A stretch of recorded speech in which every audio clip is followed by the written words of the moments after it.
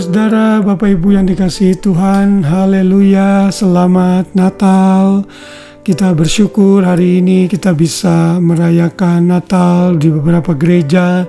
Ada kebaktian, namun di gereja yang saya layani biasanya tanggal 25 banyak jemaat yang bepergian holiday keluar kota, sehingga kami merayakan Natal di awal-awal bulan Desember. Saya berharap sukacita Natal memenuhi hati kita dan kita mengerti bukan hanya perayaan Natal sebagai sebuah perayaan saja, tapi ada makna yang luar biasa di dalam kelahiran Kristus bagi kita semua. Saudara, hari ini dalam perayaan Natal 25 Desember hari Kamis, hari libur tentunya di seluruh muka bumi ini, setelah kita mungkin banyak melakukan aktivitas, beristirahat, dan mungkin mengunjungi teman, family, dan sebagainya, kita diberikan kesempatan oleh Tuhan kembali untuk membaringkan diri kalau saudara sudah malam di Australia. Tapi bagi saudara yang ada di Indonesia dan di belahan bumi lain mungkin masih siang, saya tetap juga menyapa saudara semua. Dan kita masih belajar lagi beberapa hari ke depan mengenai makna kelahiran Kristus, juga mempersiapkan hati kita dalam menyambut tahun yang baru. Dan kita akan belajar mengenai Yesus lahir dari Roh Kudus. Kita membaca dalam Matius 1 ayat 18. Kelahiran Yesus Kristus adalah seperti berikut. Pada waktu Maria ibunya bertunangan dengan Yusuf, ternyata ia mengandung dari Roh Kudus sebelum mereka hidup sebagai suami istri. Ini adalah catatan dari kitab Matius yang menyatakan bahwa Yesus lahir tidak seperti manusia biasa. Saudara, Tuhan itu bisa melakukan apa saja. Kalau Tuhan menghendaki Yesus lahir sebagai manusia langsung misalnya, seperti Ia menciptakan Adam, Tuhan bisa saja. Tapi Tuhan dalam kelahiran Yesus memilih dengan menggunakan rahim dari Maria. Namun benih yang Maria terima itu bukan dari benih Yusuf, tapi benih dari Roh Kudus. Artinya Yesus tidak dicemari oleh dosa. Karena kalau Yesus lahir dari benih Yusuf, berarti ada benih dosa, ada genetik dosa di dalam pribadi Yesus. Tapi Tuhan menyatakan dalam firman-Nya bahwa Maria itu dikandung oleh Roh Kudus. Artinya benihnya dari Tuhan sendiri. Bagaimana proses ini bisa terjadi? Ini sulit dijelaskan oleh akal, karena Tuhan bisa melakukan segala sesuatu dalam kemahakuasaannya, termasuk dalam hal ini. Di dalam Matius 1 ayat 21 misalnya juga dikatakan, ia akan melahirkan anak laki-laki dan kau akan menamakan dia Yesus, karena ialah yang akan menyelamatkan umatnya dari dosa.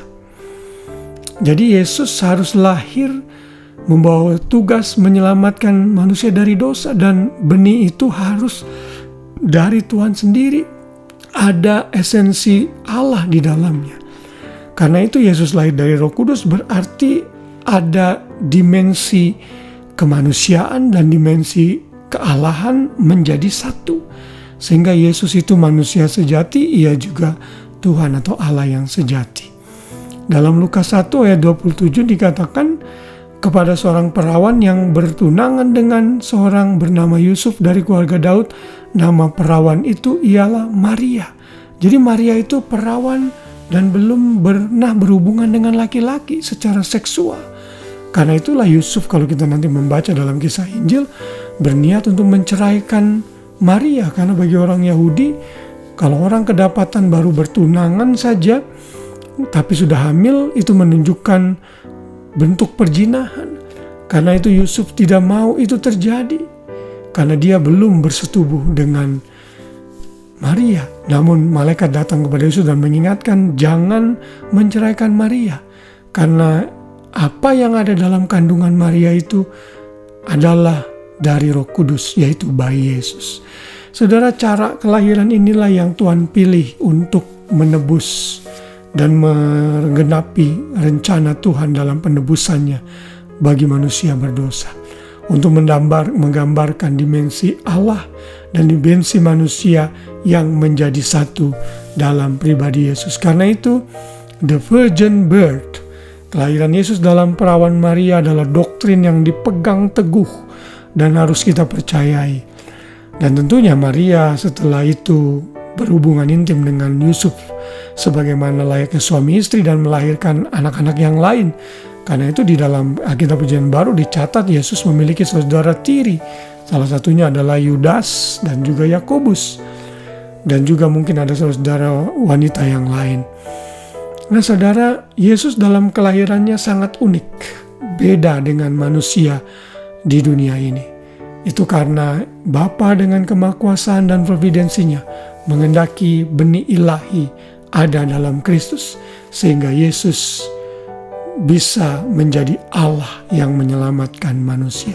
Unsur kemanusiaannya menyebabkan dia mati, tapi unsur ketuhanannya menyebabkan dia tidak dosa, tidak bisa berdosa.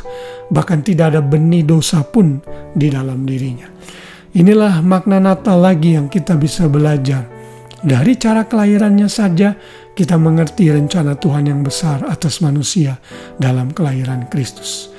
Saya berharap pesan firman Tuhan malam ini mengingatkan kita dan memberikan pengetahuan juga untuk kita mengenai cara dari kelahiran Yesus. Ia fully man and fully God. Sekali lagi selamat merayakan Natal, biar sukacita Natal memenuhi kita semua dan kita bisa tidur sepanjang malam ini dengan nyenyak. Besok pagi bangun kembali menikmati hari dengan sukacita. Tuhan memberkati kita semua. Shalom.